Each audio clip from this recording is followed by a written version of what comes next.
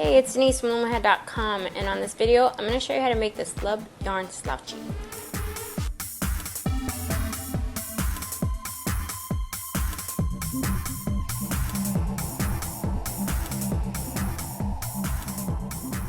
As always, we got to start with a slip knot. Put that slip knot on your anchor peg if you have one. If you don't, then you can put it on that first peg and then start wrapping all your pegs.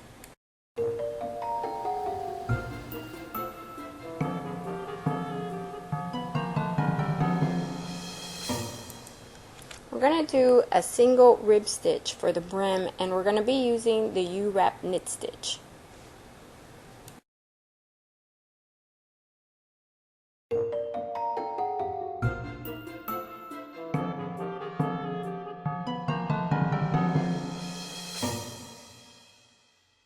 After 2 or 3 rows, don't forget to take the slip knot off the anchor peg, okay?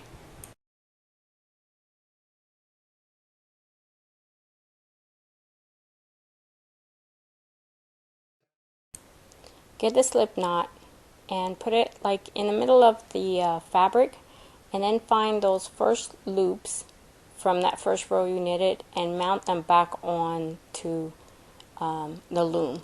And there should be one loop for every peg, so at the end of this you shouldn't have leftover pegs or extra loops. It's the same number of loops for the same number of pegs. When you're done mounting those loops, then you're going to knit the brim closed. Now knit a row of the U-wrap knit stitch. Okay, this is where the fun begins. Now find the thin part of your slub yarn, make a slip knot, and place that slip knot on the peg before the first one. Find the short end and just do a really simple knot to kind of secure it to the yarn that you're working with. We're going to now knit one row of the U-wrap knit stitch with the slub yarn, and you're going to have to be really careful to knit loosely even when the slub yarn gets really thick, like right there.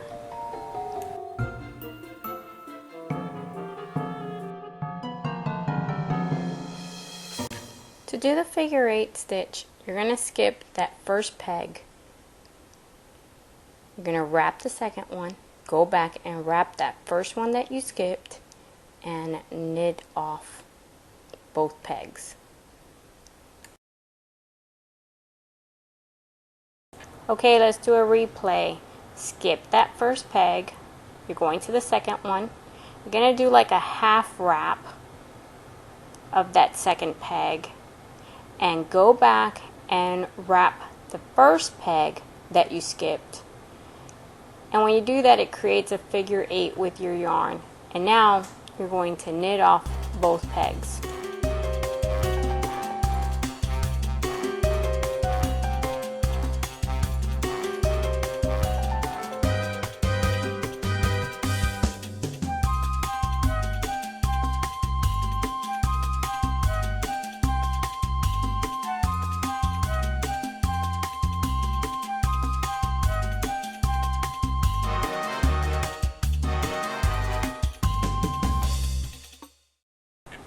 To decrease the crown, you're going to count 4 pegs, and that 4th one is the one you're going to eliminate.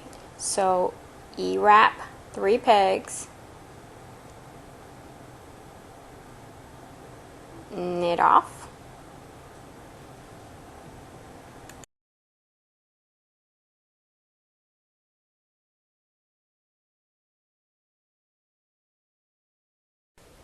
wrap the 4th peg, knit off,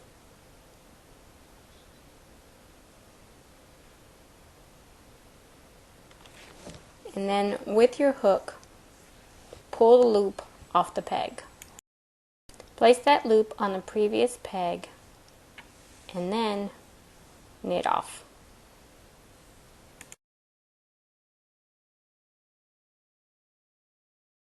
Now take that loop off that peg and put it back on the one you just took it off from. And the process starts all over again. 1, 2, 3, 4.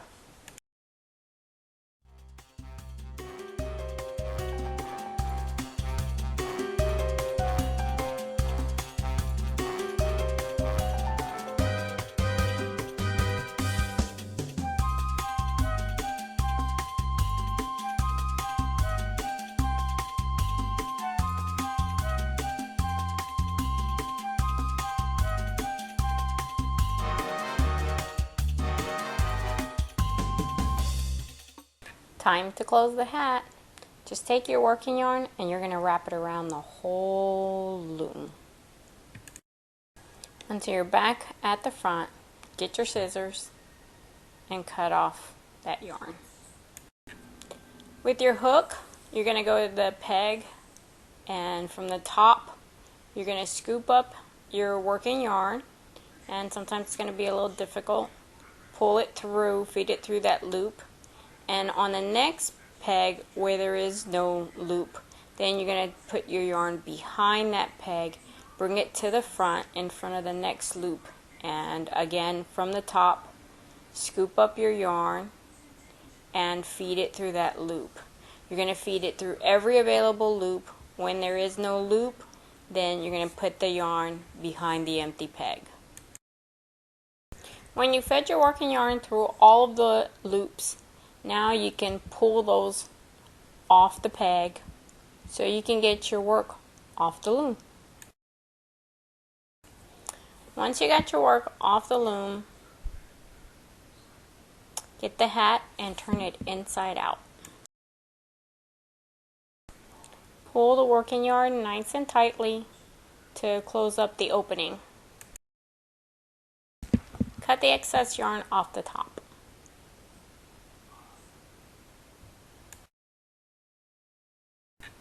Get your crochet hook, and we're going to start to feed the yarn through in a circular way.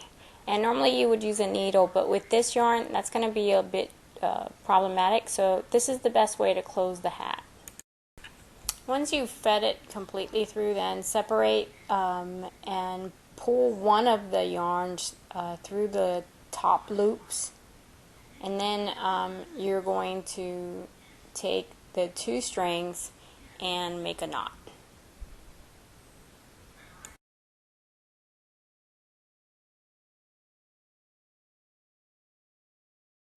Add a few extra knots if you want to, and then get your scissor and cut off the excess yarn. And there's your hat. Just turn it inside out. And take a look at the top and see how nice your crown is. Not too wrinkled and funky. It's a nice hat. It feels great. I hope you liked it. We'll see you next time.